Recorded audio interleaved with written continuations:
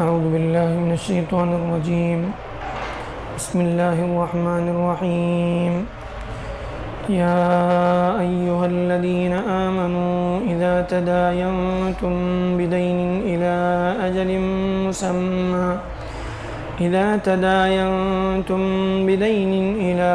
أجل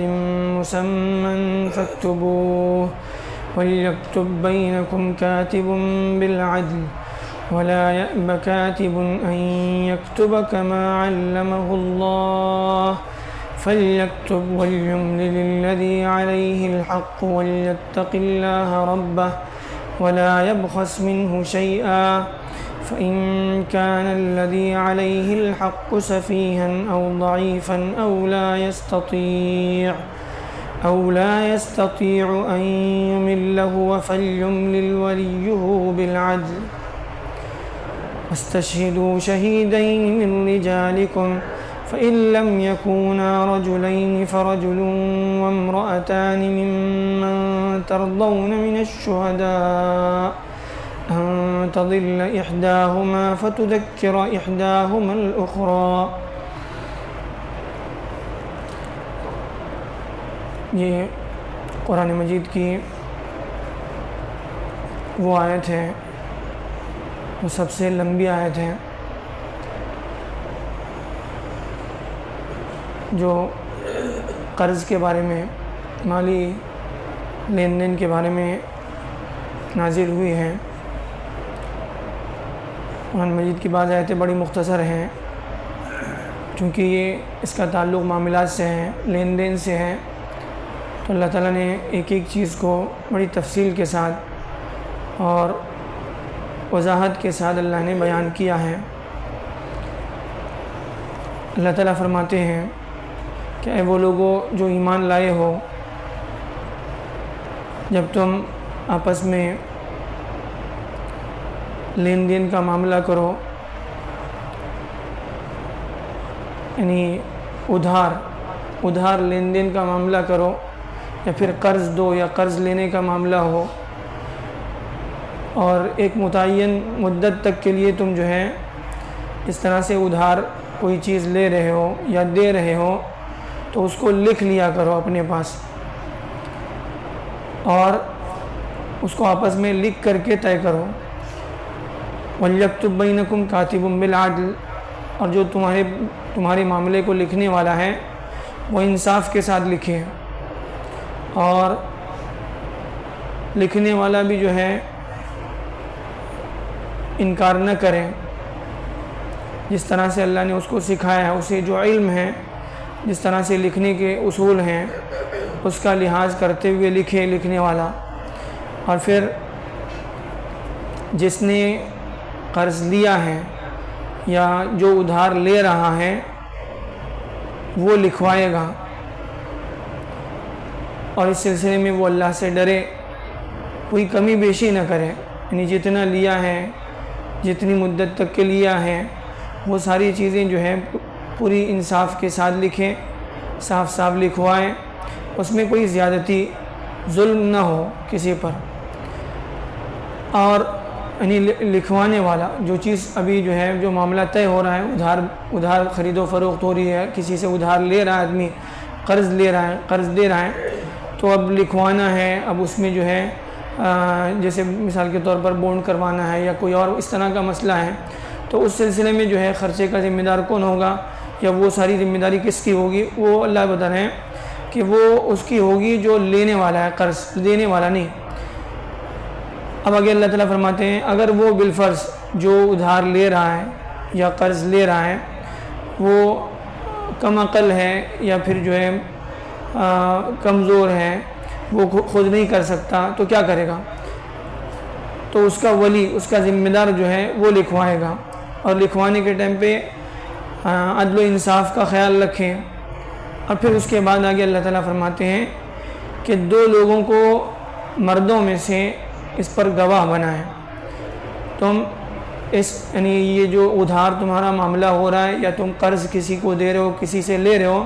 تو اس پر 2 لوگوں کو گواہ بناؤ. یعنی کہ جو ہے ہم لوگ معاملہ کر رہے ہیں، اس کو یہ نہ سمجھے کہ آدمی جو ہے بھروسہ نہیں کیا یار مجھ پر، کہ تمہارا مال لے کے بھاگ جاؤں گا کیا، نہیں، اس طرح کی باتیں نہیں. یہ مالی معاملات ہیں، اس کے سلسلے میں جو ہے اللہ تعالیٰ نے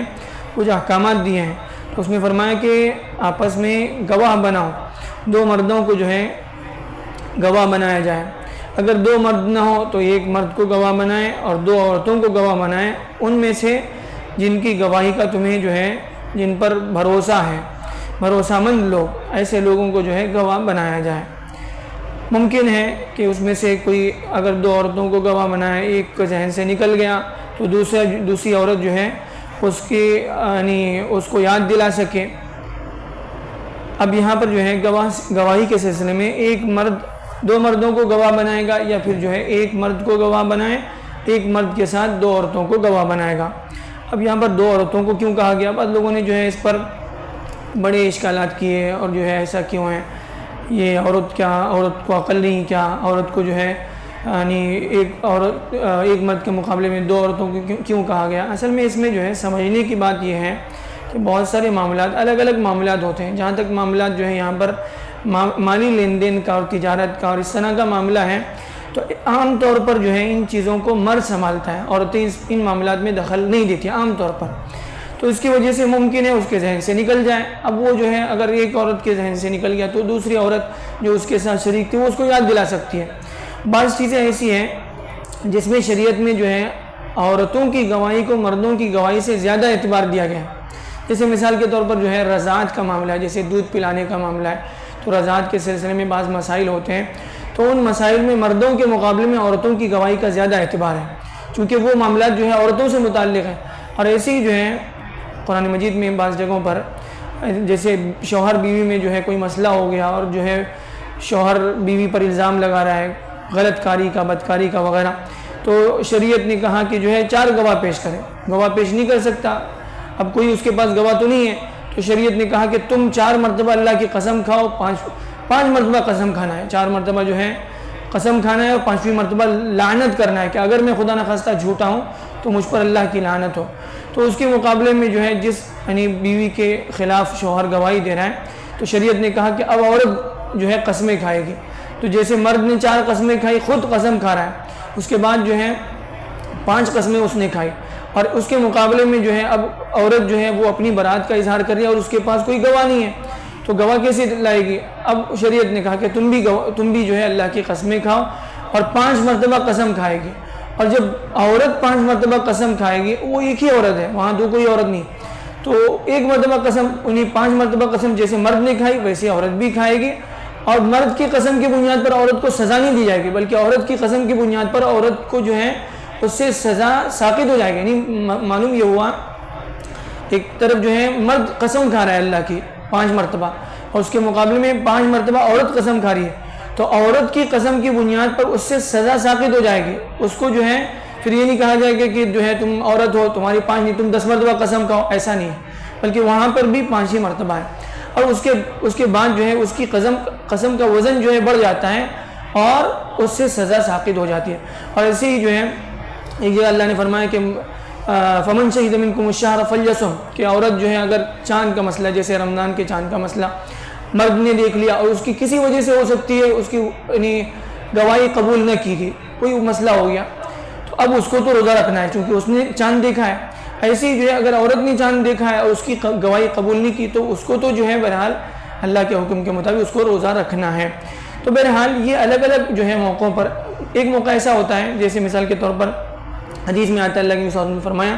کہ ایک دیہاتی بدو آدمی ہے جو شہر میں رہتا نہیں ہے اور اس کو جو ہے شہری معاملات کا پتہ نہیں، وہ آدمی اگر شہری معاملات میں کسی جو ہے شہر کے آدمی کے بارے میں اس کے خلاف گواہی دے رہا ہے تو اس کی گواہی کا اعتبار ہی نہیں ہے شریعت میں. تو اب یہاں یہ نہیں کہ وہ بدو آدمی ایک نہیں آدھی، اس کو 2 گواہ لانے پڑیں گے، 3 گواہ لانے پڑیں گے، اس کی گواہی کا اعتبار نہیں، حالانکہ وہ مرد ہے، اس کے باوجود اس کی گواہی کا اعتبار نہیں. تو اصل مسئلہ جو ہے وہ کسی یعنی عورت یا مرد کا نہیں ہے، اصل مسئلہ جو ہے معاملات کا ہے. الگ الگ معاملات میں الگ الگ لوگوں کو شریعت نے ترجیح دی ہے. تو بہرحال ان چیزوں کو جو ہے سمجھنے کی ضرورت ہے. اللہ تعالیٰ جو ہے بہرحال ہمیں ان آیتوں سے صحیح سبق لینے والا بنائے. آگے مزید تفصیلات آ رہی ہیں.